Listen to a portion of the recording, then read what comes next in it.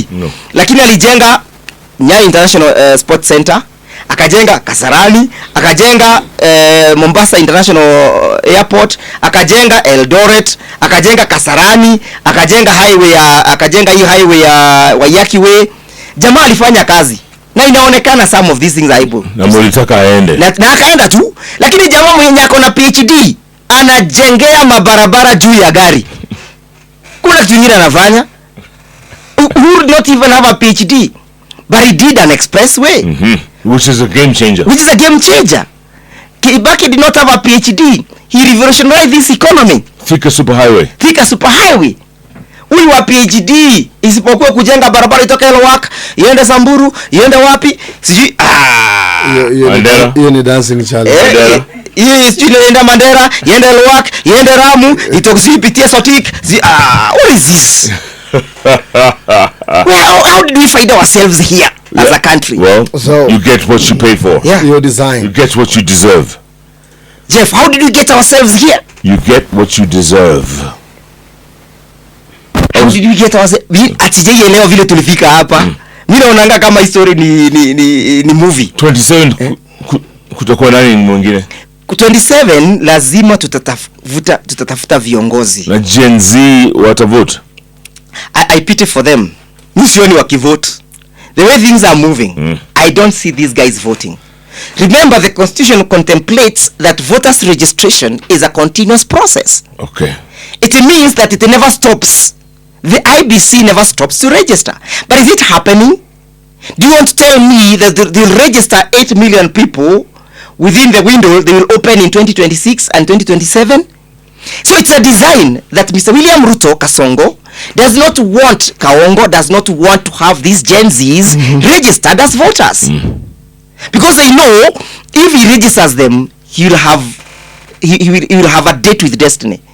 Because the Gen Zs, together with the entire population, will do what he stopped to be done on the 25th of June. Once we take our votes, and he should know whether he registers them or he doesn't register them. The traditional votes already registered. One thing we'll do on the second Tuesday of August 2027. We know the date. Second Tuesday of August 2027. This is what will happen, Mr. William Ruto, and listen to me carefully. We shall wake up early in the morning. We shall go to the polling center. From the polling center, we shall line up to our polling stations. From the polling stations, we shall go and see a polling clerk. He will issue me and others with a presidential vote. Ballot paper. We shall walk to the polling booth with our ballot paper. We shall tick against Mr. William Ruto. From the booth, we shall walk to the presidential ballot box and we shall dip our votes there. At that time, there is no water cannon that will stop me from doing this. There will be no tear gas that will stop me from doing this. There will be no police brutality that will stop me from doing this. There will be no abduction that will stop me from doing this. There will be no extrajudicial killing that will stop me from doing this. That is the day we shall exercise our soft power. Hoping that God will be gracious enough Inshallah. To see us Inshallah. there, and also hoping that Ndegwa vuruga Supreme Court, hoping that IBC takuwe kwa constituted. Inshallah. Unaget. Inshallah. Your design must but what we're facing is a very great risk. Yes. And it's a crisis. Yes, a crisis, a looming one. And I can bet my last dollar, and time will be my witness. Yeah. That Kaongo want to declare a state of emergency. Why? He will precipitate situations. Hataki kutoka. Hataki elections, hataki uchaguzi, hataki tupatane naye kwa debe. Hataki kabisa. That is his intention. He does not want us to go to the ballot. But let me tell him, he came by the ballot, and by the ballot shall he go.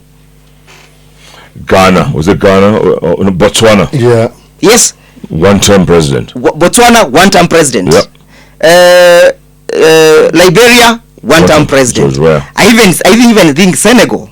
Yes. Yeah, even Senegal, one-term president. When people are tired, when things are not working. It has happened elsewhere. Correct. It will happen in north of Limpopo, south of the Sahara. It will happen. Mashallah. It will happen. It will Inshallah. happen. And you know, at the end of the day, is there hope? Yes, there is hope for Kenyans. There is hope for Kenyans because they can now be able to identify those individuals who believes in the future of this country. The people who believes in our sovereignty. The people who believes that our institutions can work. They are there. And what was demonstrated by the Gen Zs is that the Gen Zs want a government that is responsive to the plight of the people. Yeah. They want good governance. So we are so clear on what people want. And now we have actually joined the Gen Zs. It's now Gen Zote. Gen Zote sasa wanajua kile kitu wanataka. We now want good governance. We want a country that respects the rule of law. We want a country that is responsive to us. For example, when the member of parliament for Juja constituency, Honorable Koimburi, raised a question of how much money was used in Addis Ababa, when he said 13 billion was used, the response should not have been to arrest him and humiliate him and embarrass him. The responsible government to his citizens should have been to come out clearly and say, no, this is how we expended. This is how much was expended. It's not to arrest somebody. 13 billion and share. Yeah, you know, almost half of that. Imagine, just half of that, and we cannot get it. But when it comes to sending, but you know, the group of individuals to go celebrate a win that can you imagine what country is this? But the good thing and the good resource from Addis Ababa is this: that in Addis Ababa, it's not Baba who lost; it is Mr. William Ruto who lost. How so? Yeah, he was not able to convince. If he was not able, chief campaigner. He was not able to convince. Yeye alikuwa chief campaigner. Na hakuweza kuconvince only 10 presidents to vote for Baba. If he's not able to convince 10 people, how is he going to convince the multitude and millions of us Kenyans who want to remove him? Mimi nasemanga hivi, alafu siku ya debe mnalambishwa unabadilisha. Wacha nikwambie, watu wa Mount Kenya region wanasema hivi, na ni vizuri pia watu wa ile zile region zingine waseme. Tukikaribia siku ya uchaguzi, we are going to close all clubs, all bars, all drinking joints.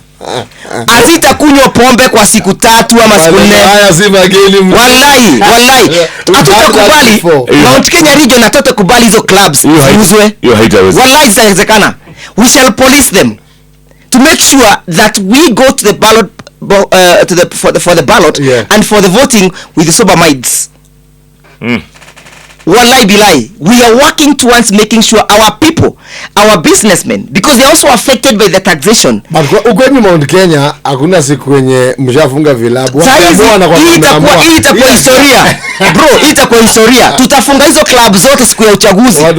Siku 3 kabla ya uchaguzi tutafunga hizo club zote. Hakuna mali itakuwa tunauza pombe. Because even the businessmen are also feeling the pinch. They are tired. They are also tired. They are being taxed. Unajenga nyumba na kuna kama saizi mimi nimeona ati kwetu Kirinyaga kumejengwa nyumba Kianyaga. Yes. Kianyaga town is a completely a subsistent town. Huko watu ni wakulima. Kila mtu anakujenga town kuuza maharagwe yake, vitu zake, maziwa yake akirudi kwa nyumbani. Sasa unakuja kujenga ati affordable housing. Wale watu wanajenga hizo. Kuna kitu moja lazima tufanye hapa Jeff. Lazima tuambie watu hivi kwamba hizo manyumba mnaambiwa affordable housing zimejengwa kwa mashamba ya serikali. They are built on government on public land. The subsequent and successful government that is coming, we shall restore all public land. Wewe ujue ukinunua una risk pesa yako. Sasa mtavunja hizo nyumba. Hatutazivunja, but that is public properties. Siazi mimi taxiwa hapa kama Jeff anataxiwa hapa vibaya na wewe, alafu ati unakuja unajengea nyumba mtu mwingine anaenda ananunua. When you have homeless and destitute people, street families in the streets. If we are doing these houses at least to help the less fortunate in the society, tungezi support. Lakini si mtu mmoja anafanya biashara na pesa yetu. Yo designer, wewe unasema the burden of incumbency this time is real. Yes. Real. Hata Kaongo he cannot even maneuver. It's too heavy on his shoulders. Yeah, but will there be a credible candidate to face him? Unacheki, the problem is everyone wanga an advocate for himself ama themselves kama credible. Unajua venye tuliaka the former president tulisema unajua ni shemeje huyu. Tulisema because his dynasty is not going to be greedy. Yes. Alikuja pia akakuwa na mambo yake. After that tukasema huyu ni hustler. So atasaidia maskini. Sasa maskini wameambiwa na PhD. Mahustlers hawana PhD. Sasa yeye ameacha kudili na mahustlers, anadili na watu wa PhD. Candidates wanga wanajiposition na kuji brand as the most suitable to actually steer the country ahead, lakini once wameingia kwa hiyo kiti wanabadilisha tone. Wacha nikujibu.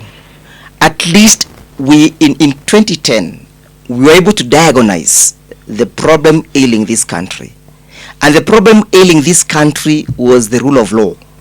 To that effect, we gave unto ourselves the prescription of a new constitution.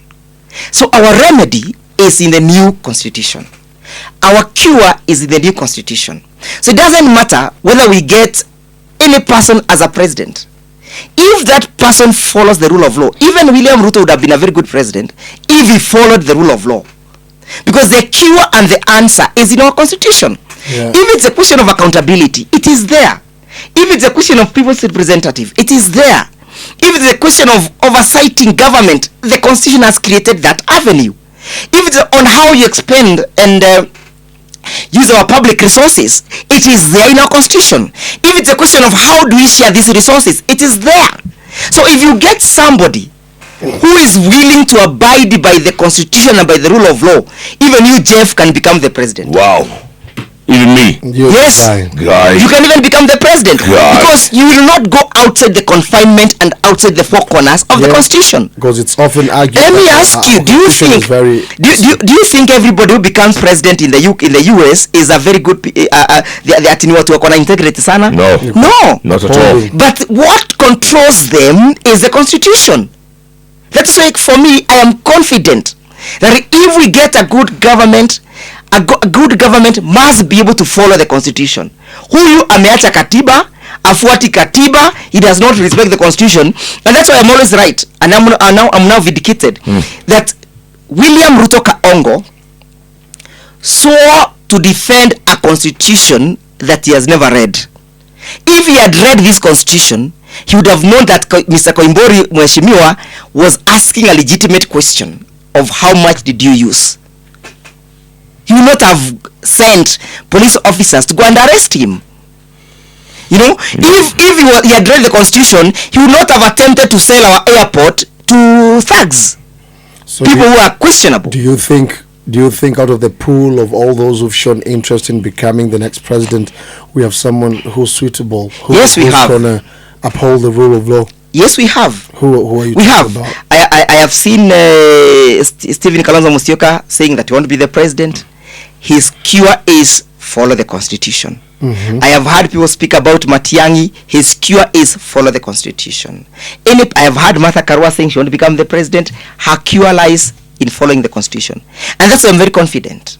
Even if we walk to the streets of Accra Road right now, or Moi Avenue, you pick one Kenyan, and you know, this Kenyan, I want you to become president, and he only follows the constitution, he will be a good president.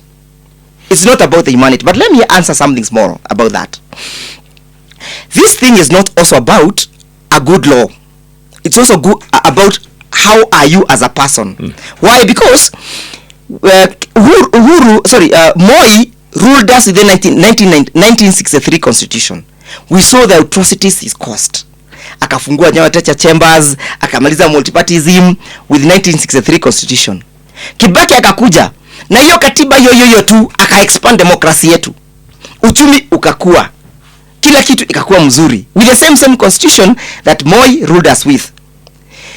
Uhuru akakuja 2010 constitution. Akatu govern. Au kusikia maneno ya abductions and the killing of the Gen Zs. Next, all these rampant wastage of public resources. They could have been there, yes, but they were not as pronounced as they are now. William Ruto akakuja. Watu wakashikwa mateka, watu wakauawa, uchumi ukaanguka, insurance ikaanguka, NHIF ikaanguka, shule zikaanguka. What does that tell you? It tells you that other than just having a good constitution, we also need to evaluate ubinafsi, ubuntu, ule umtu wa mtu, the integrity ya mtu. Unaona, we need to evaluate that. Why was Kibaki able to rule us in 1963 constitution na akatuongoza vizuri na moja alitua na hiyo katiba? His agenda was clear. You know, na pia ubinafsi wako na ule in the interest of the country. Ile isemaje ule mtu wako wa ndani. Ile utu wako sasa. Yeah. It also depends. If William Ruto angekuwa na huo utu, akaona the best constitution. Lakini because he lacks that fundamental element of the nature of that man, his ability to be human itself, he lacks it. That's why we are in this mess. Sawa Bazenga, wakili Ndegwa Njiru, advocate of the High Court. Your desire anti-government. Endelea hivyo. Na yote nikwambie. Tumemaliza. Imeisha. Sawa. Thank you very much for blessing today's show.